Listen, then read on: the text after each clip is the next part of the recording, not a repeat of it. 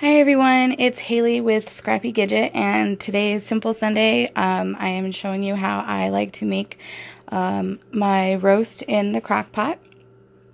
Now, as I mentioned in the homemade fajita video, I don't like using packaged seasoning mixes if I can avoid it, because I like to control the amount of salt that goes into the seasoning mixture.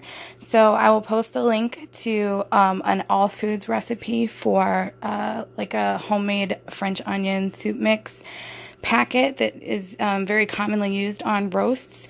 But I do have a few changes that I made. First off, I don't use celery seed, I use celery salt.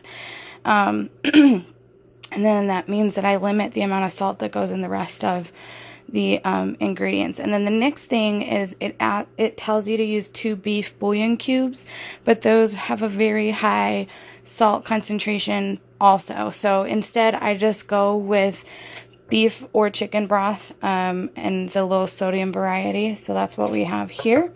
So I've already mixed up my my onion soup mix here.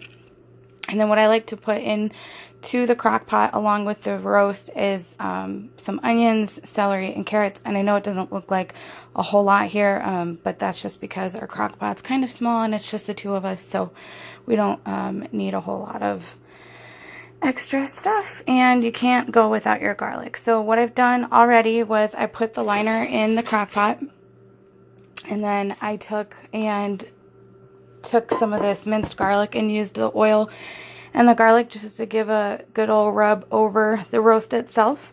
And then I sprinkled just a little bit of salt on it as well. So what's going to happen now is we're going to take our onion and just sprinkle it inside the crock pot.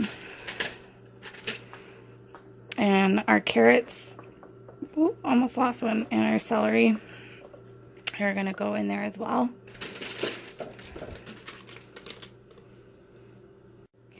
Okay, so then I like to just put it around the edges, and this might totally just be me, but I like to try and evenly space it out. I feel like carrots are really sweet, and if they are all concentrated on one side, then for some reason I feel like it makes that part of the roast taste like carrots. So I like to evenly disperse it, and then we're going to take our roast here and our dry mixture. Sorry, this is a little hard with one hand.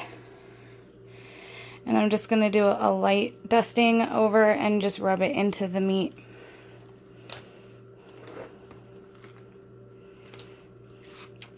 And on all sides. And if you have any flaps in your roast like this, I just shoved it full of garlic because it's going to give it some really great flavor.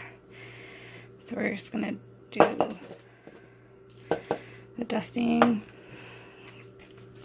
Do a nice dry rub on it. And I like doing it on a cutting board so that if it gets on the cutting board, you can just work it back into the meat.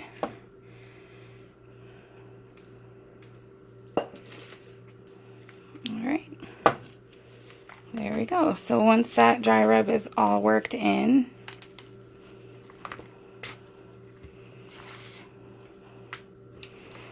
we're going to go ahead and just take our roast and stick it right there in the middle of the crock pot.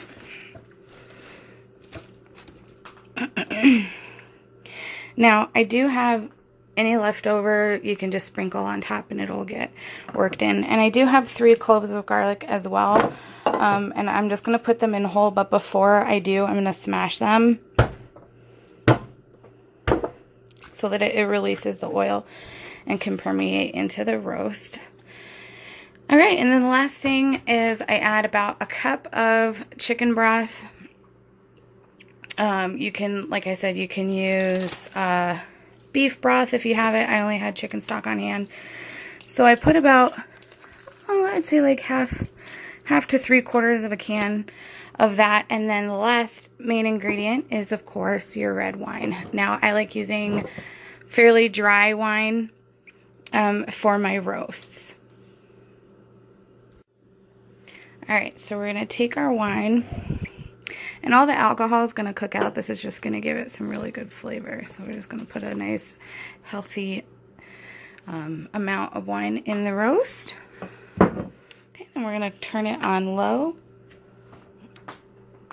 Put the lid on it and cook it for about 4 to 6 hours, well, closer to 6 hours.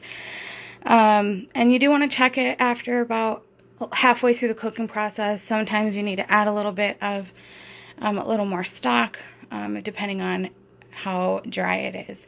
So I'll make sure to film the finished product at the end. So for dinner, we're going to have the roast, and then we're also going to have these little potatoes. They're so cute. They come in this little bag, but it's the variety of potatoes. So last time we roasted them, I think this time we're going to try boiling them and seeing how that turns out. Thanks for tuning in. Talk to you later. Okay, so it's been cooking about half of the cooking time, so I'm going to go ahead and check on our roast. And it looks like there's a lot of liquid in there still, so that's really good. So we're not going to have to add any more. I am going to take, at least not right now, my little ladle here and just kind of push it over the top. Isn't it cute? It looks like a little Loch Ness monster. Alright, so it looks good to me. Yeah. Alright. We'll check back in a couple more hours.